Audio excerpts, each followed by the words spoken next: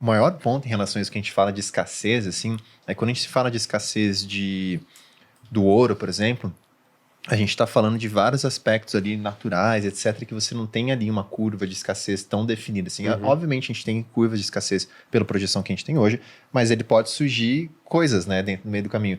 Cara, o Bitcoin é uma escassez programada. E não é uma escassez programada agora. É lá em 2008, quando lançou o negócio, ele já tinha uma escassez programada, assim. E acho que é isso o mais louco, assim, se olhar para essa tecnologia que É nasceu... 100% definido. Não existe a possibilidade de vir nada, absolutamente nada. Não, porque você teria que criar uma cópia. E ao Exato. criar uma cópia, aí você volta na teoria base do Bitcoin, que é o tal do efeito de rede. Uma rede de telecomunicações, você pode pegar a rede de 5G no Brasil. O valor dela é proporcional ao número de usuários que tem conectado nisso. Então, quanto mais celulares tiver no Brasil, mais é valiosa a rede de 5G no Brasil. O Bitcoin é uma rede de mensagens onde a mensagem é o dinheiro sendo trafegado. Quanto mais usuários, mais valor ela tem. Então, para você criar uma cópia do Bitcoin que seja tão valioso quanto ele, você tem que ter os mesmos usuários, mesma quantidade de usuários, mesma quantidade de transações que o Bitcoin tem. E você tem várias cópias. Você tem Bitcoin Cash, Bitcoin Gold, Bitcoin Satoshi Vision, Bitcoin Diamond. Nenhum deles conseguiu. Que surgiu lá em 2016, 2017, com essa questão de a gente consegue ser mais rápido que o Bitcoin, consegue ser mais barato que o Bitcoin, consegue ser mais efetivo que o Bitcoin, mas nenhum teve justamente essa capitalização de rede, assim. E acho que o outro ponto que a gente poderia colocar é aquilo que a gente falou antes. Pô, então ele ser corruptível, você conseguir corromper o Bitcoin de alguma forma. E entra naquela fórmula ali que a gente falou maluca, assim, de dado computacional para conseguir fazer isso. Mas as outras moedas, elas não são também corrompíveis, digamos assim, as novas. Depende. Aí pode ser sim. A gente tem um ataque 51, né? Elas são mais frágeis. Teoricamente sim. Porque aí é sempre... Porque assim, eu não tenho... Pô, veio um cara lá em 2016, 2017, teoricamente com uma tecnologia boa, já entendendo um pouco mais do assunto e tal, e falou, vou fazer uma rede aqui, cara, mais parruda que do Bitcoin. É o Bitcoin 2.0, melhor. Aí o cara chegou e fez um negócio pior. Então, vamos lá. Eu vou te dar um exemplo que você vai entender com toda certeza. A única garantia de retorno que eu posso dar nesse episódio. Você vai entender.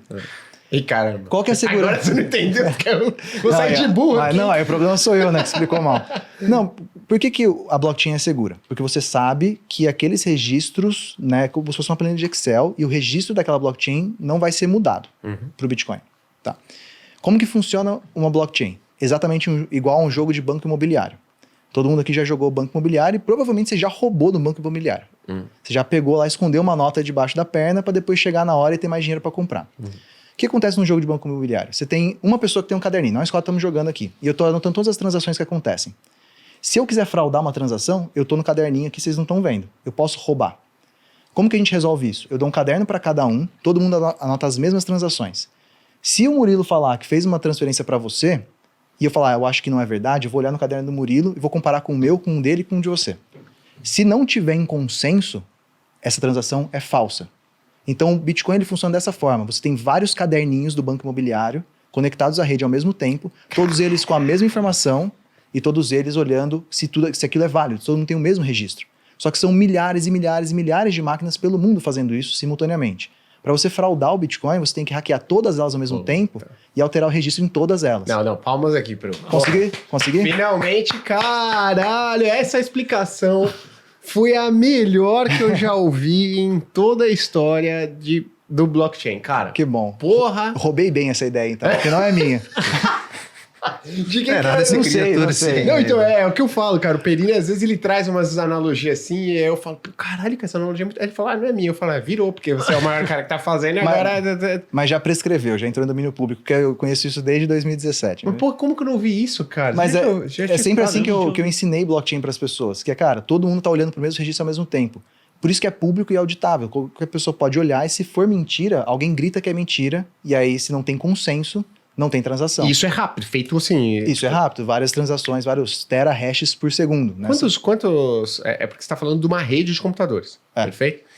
Quantos computadores, assim, a gente estima que hoje estão ligados na rede ali, efetivando essas transações? Vixe, você sabe de essa cabeça? ordem de grandeza também não Você tem. tem que pesquisar. Eu acho que o ponto também que você elencou no começo, a gente está falando aqui do Bitcoin, que é um método de consenso que a gente falou, né? Basicamente, ali, esse processo de mineração é uma corrida para ver quem faz essa fiscalização primeiro. Vamos colocar assim. Por isso que ele é uma capacidade computacional muito grande e não dá, hoje em dia, assim, é muito mais complicado fazer isso em casa.